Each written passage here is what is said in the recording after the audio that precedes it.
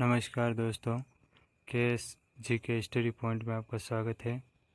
यदि अभी तक आपने हमारे चैनल को सब्सक्राइब नहीं किया है तो सब्सक्राइब कर लें, वीडियो को लाइक और शेयर करें। आज के करंट अफेयर सेशन में हम पढ़ेंगे 6 और 7 मई 2020 के महत्वपूर्ण करंट अफेयर्स। प्रश्न 1।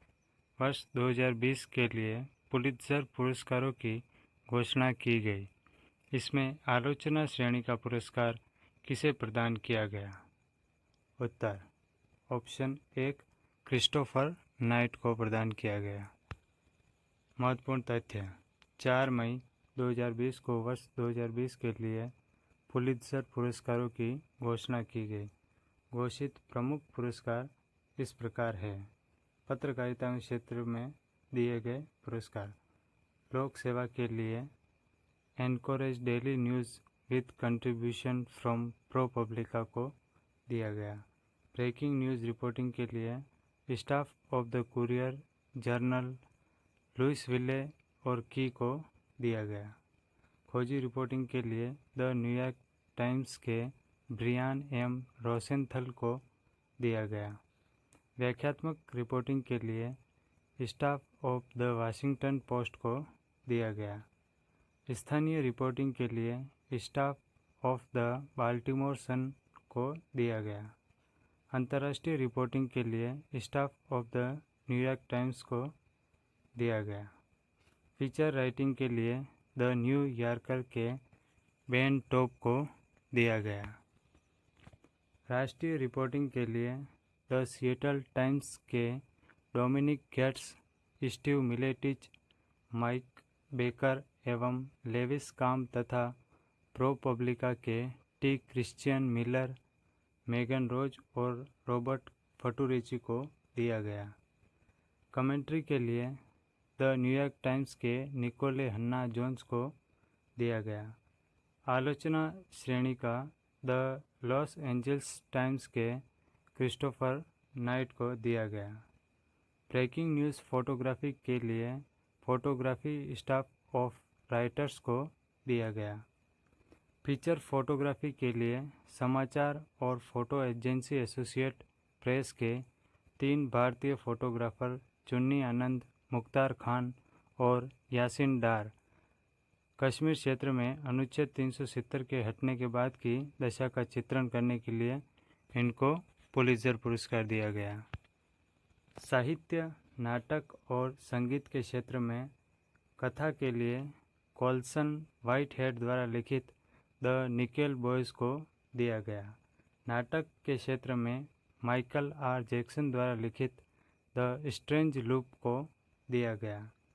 इतिहास के क्षेत्र में W. कैलप मैकडेनियल, ऑक्सफोर्ड यूनिवर्सिटी प्रेस द्वारा लिखित कार्य के लिए दिया गया।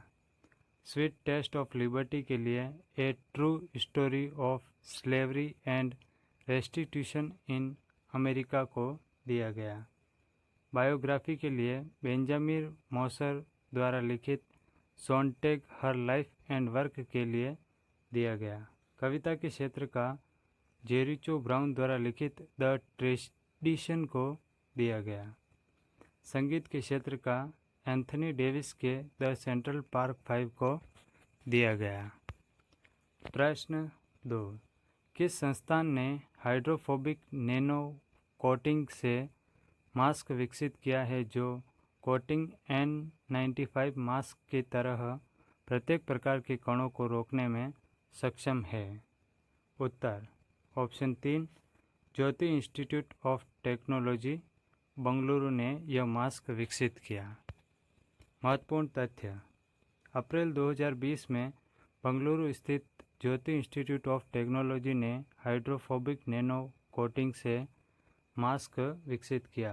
यह कोटिंग सन N95 मास्क की तरह प्रत्येक प्रकार के कणों को रोकने में सक्षम है।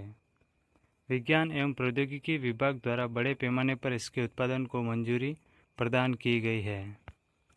प्रश्न 3। किसके द्वारा अत्यधिक संक्रमण वाले क्षेत्रों के त्वरित और रसायन युक्त कीटाणु शोधन हेतु एक ultraviolet disinfection tower UV blaster विकसित किया गया? उत्तर ऑप्शन 3 DRDO द्वारा यह विकसित किया गया। महत्वपूर्ण तथ्य, रक्षा अनुसंधान एवं विकास संगठन DRDO द्वारा अत्यधिक संक्रमण वाले क्षेत्रों के त्वरित और रसायन मुक्त कीटाणु शोधन हेतु एक अल्ट्रावायलेट डिसइंफेक्शन टावर विकसित किया गया। इस उपकरण का नाम यूवी ब्लास्टर है, जो कि यूवी आधारित क्षेत्र सैनिटाइजर है। इस उपकरण को DRDO की दिल्ली स्थित प्रतिष्ठित प्रयोगशाला laser science and technology centre ने M/S new age instrument and materials private limited Gurugram ने डिज़ाइन और विकसित किया है। यूवी ब्लास्टर प्रयोगशालाओं, कार्यालयों में इलेक्ट्रॉनिक उपकरण, कंप्यूटर और अन्य गैजेट जैसे जो उच्च प्रौद्योगिकी वाली जगहों के लिए उपयोगी है, जो रासायनिक विधि से कीटाणु शोधन हेतु उपयुक्त नहीं है।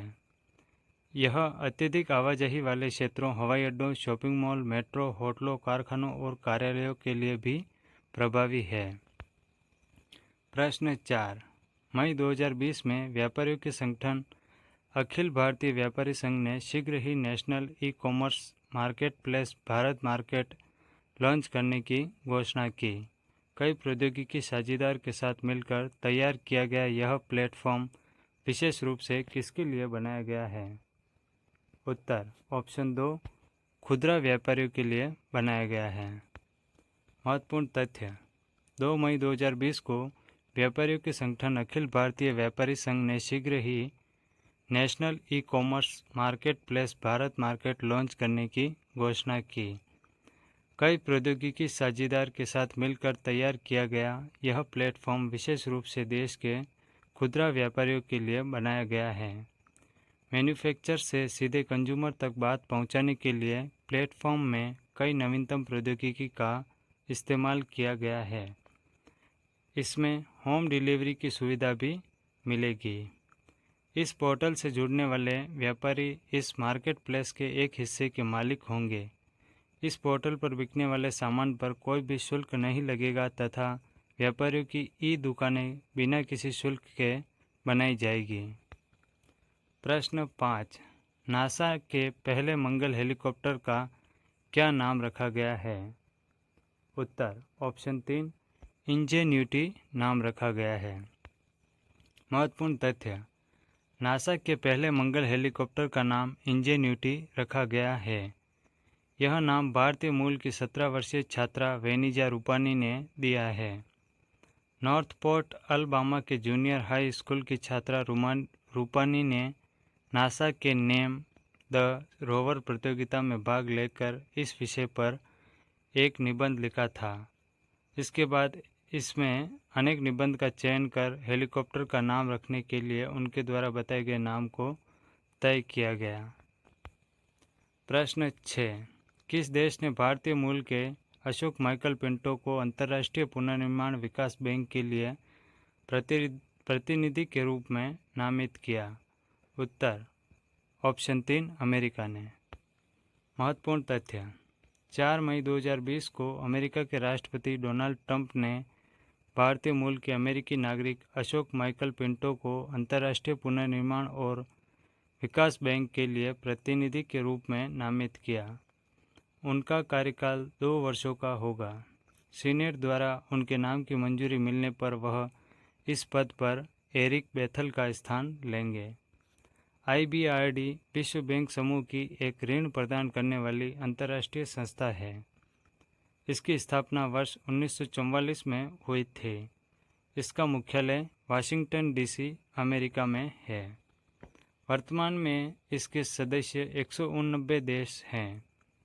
IBRD गरीबी उन्मूलन एवं विकास कार्य हेतु मध्यम आय वाले विकासशील देशों को ऋण मुहैया कराता है।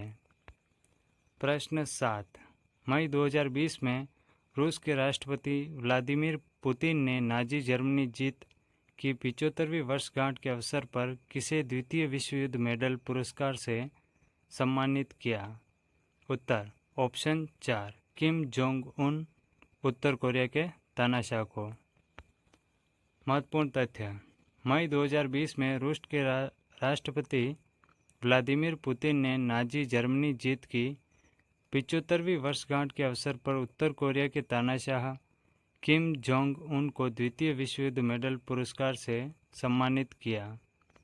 किम जोंग उन को यह पुरस्कार उत्तर कोरिया क्षेत्र में मारे गए सोवियत सैनिकों की स्मृति को संरक्षित करने में उनकी भूमिका के लिए सम्मानित किया गया। यह पुरस्कार उत्तर कोरिया में रूस के राजदूत अलेक्जेंडर मात्सगोरा द्वारा उत्तर कोरिया के विदेश मंत्री री सोन गवोन को प्रदान किया गया। प्रश्न 8। किस राज्य के मुख्यमंत्री ने 4 मई 2020 को बिरसा हरित ग्राम योजना का शुभारंभ किया? उत्तर ऑप्शन 1 झारखंड राज्य के मुख्यमंत्री ने। महत्वपूर्ण तथ्य 4 मई 2020 को झारखंड के मुख्यमंत्री हेमंत सोरेन ने बिरसा हरित ग्राम योजना का शुभारंभ किया। यह योजना ग्रामीण विकास विभाग द्वारा संचालित है।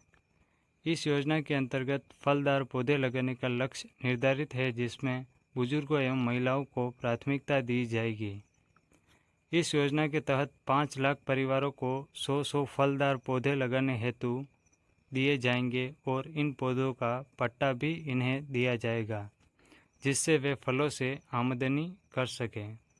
योजना के अंतर्गत सड़क किनारे सरकारी भूमि, व्यक्तिगत या गैर मजरूआ भूमि पर ये फलदार पौधे लगाए जाएंगे। इसकी देखभाल की जिम्मेदारी ग्रामीणों की होगी। पौधरोपण से लगभग 3 वर्ष बाद प्रत्येक परिवार को 50,000 रुपये वार्षिक आमदनी होने की संभावना है। सरकार अगले 5 वर्ष तक पौधों को सुरक्षित रखने हेतु सहयोग देगी एवं प्रखंड और जिला स्तर पर प्रसंस्करण इकाई की स्थापना करेगी। इस योजना के तहत राज्य भर में 5 करोड़ पौधे लगाए जाएंगे। योजना के अंतर्गत मनरेगा के तहत 25 करोड़ मानव दिवस का सृजन होगा। प्रश्न 9। राष्ट्रमंडल खेल महासंघ CGF ने हाल ही में कहा कि कोविड-19 महामारी की वजह से 1 साल के लिए टले टोक्यो ओलंपिक की तारीखों से टकराव से बचने के लिए राष्ट्रमंडल युवा खेल 2021 की बजाय किस साल में होंगे?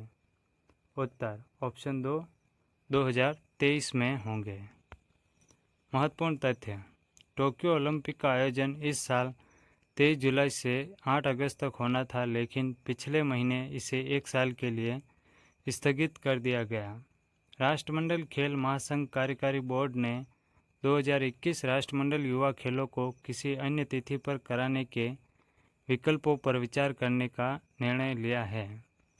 बयान में कहा है कि सकारात्मक चर्चा के बाद CGF भविष्य में इसके आयोजन के लिए सर्वोत्तम विकल्पों और समय सीमा पर विचार करने के लिए तैयार हो गया है। संभवतः इसका आयोजन 2023 में होगा। राष्ट्रमंडल युवा खेलों के 7वें सत्र का आयोजन 1 से 7 अगस्त तक त्रिनिदाद और टोबैगो में होना था। प्रश्न 10। निम्न में से कौन सा देश इस साल के अंत तक आर्कटिक जलवायु और पर्यावरण की निगरानी हेतु अपना पहला आर्कटिक एम उपग्रह लॉन्च करेगा? उत्तर ऑप्शन 3 रूस।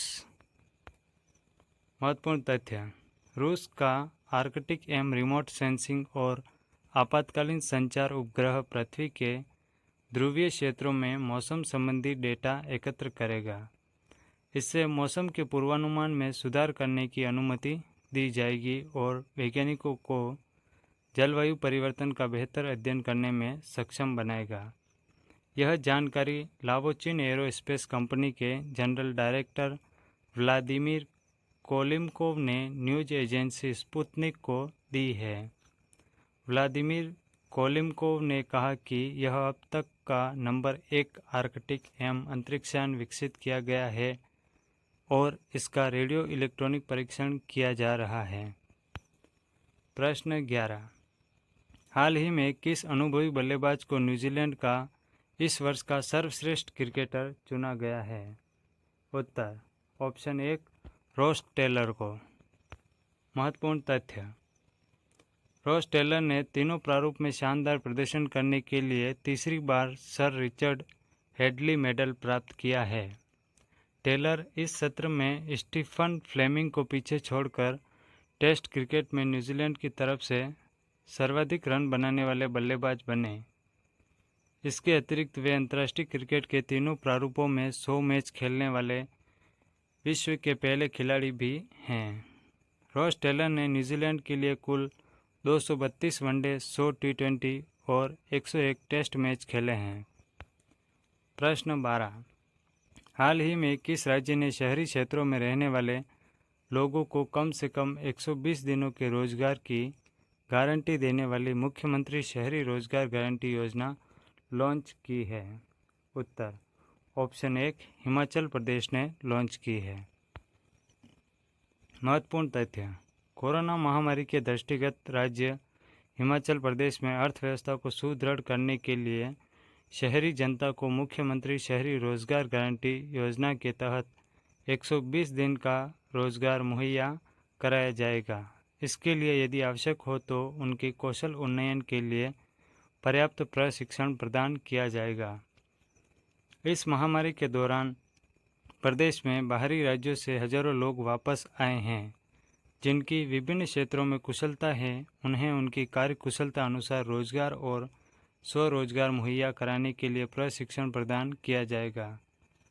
सरकार ने इन श्रमिकों को और 2,000 रुपये प्रति कामगार प्रदान करने का निर्णय लिया है। कोविड-19 महामारी के कारण राज्य के कृषकों और बागवानों को भारी नुकसान उठाना पड़ रहा है। प्रश्न 13। केंद्र सरकार ने हाल ही में प्रधानमंत्री गरीब कल्याण योजना के तहत कितने रुपए की दूसरी किस्त को मंजूरी दे दी है? उत्तर ऑप्शन 3 500 रुपये की किस्त को।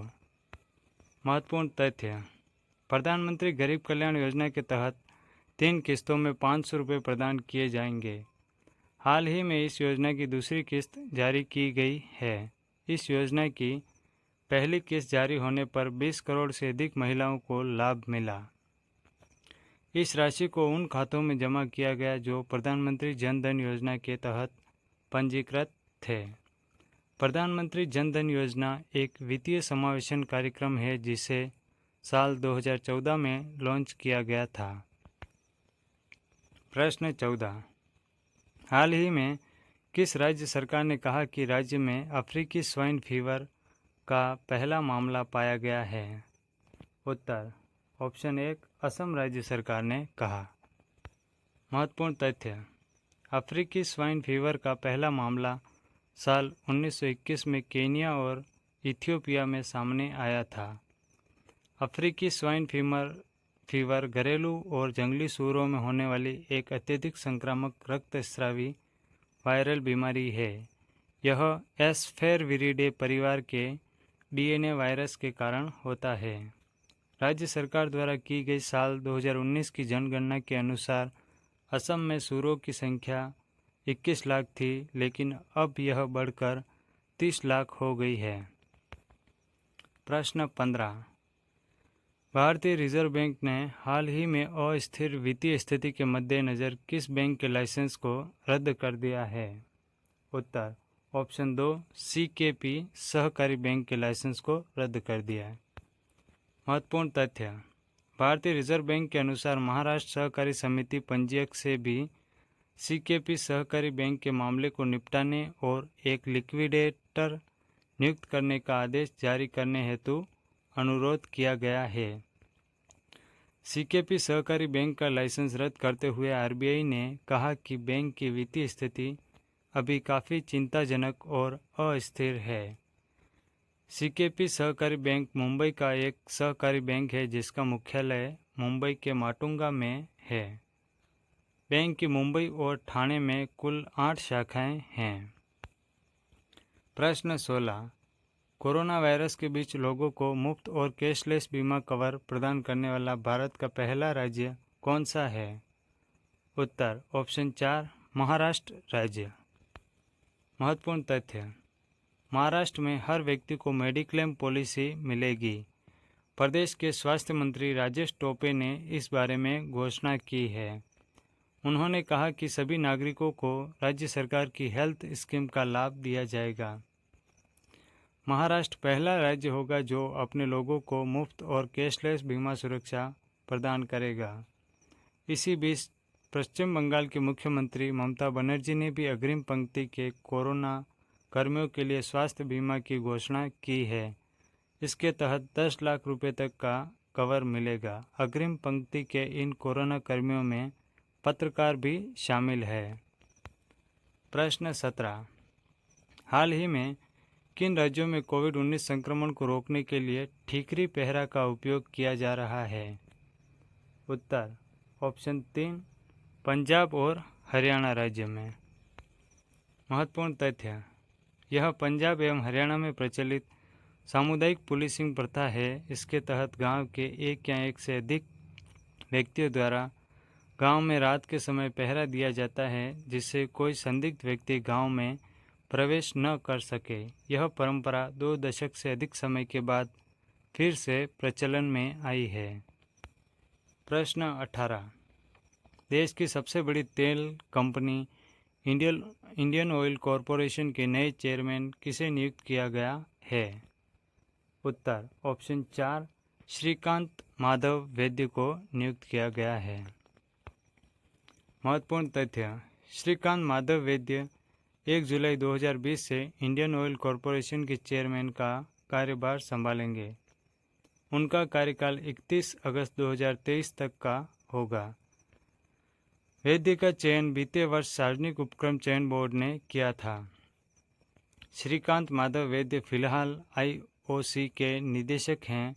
वे आईओसी के निदेशक मंडल में अक्टूबर में जुड़े थे और वह संजीव सिंह का स्थान लेंगे, जो अगले साल जून में सेवानिवृत्त हो रहे हैं। प्रश्न 19, कांग्रेस के किस वरिष्ठ नेता को लोकसभा में लोक लेखा पर संसदीय समिति का अध्यक्ष नियुक्त किया गया है? उत्तर ऑप्शन 1, अधीर रंजन चौधरी को नियुक्त किया है। महत्वपूर्ण तथ्य, कांग्रेस के वरिष्ठ नेता अधीर रंजन चौधरी को लोकसभा में लोक लेखा पर संसदीय समिति का अध्यक्ष नियुक्त किया गया है। इसके साथ ही लोकसभा और राज्यसभा के 19 सदस्यों को भी समिति के सदस्य के रूप में चुना गया है। संसद की इस समिति के अध्यक्ष का पद विपक्ष के पास रहता है। लोक लेखा संसदीय समिति में चुने गए सदस्यों में 14 लोकसभा से नियुक्त किए गए हैं। समिति का कार्यकाल 1 मई 2020 से शुरू हो चुका है, जो 30 अप्रैल 2021 तक रहेगा। तो फ्रेंड्स, ये थे 6 और 7 मई के महत्वपूर्ण करंट अफेयर्स। यदि वीडियो पसंद आया हो तो हमारे YouTube चैनल को सब्सक्राइब करें, वीडियो को लाइक करें, शेयर करें।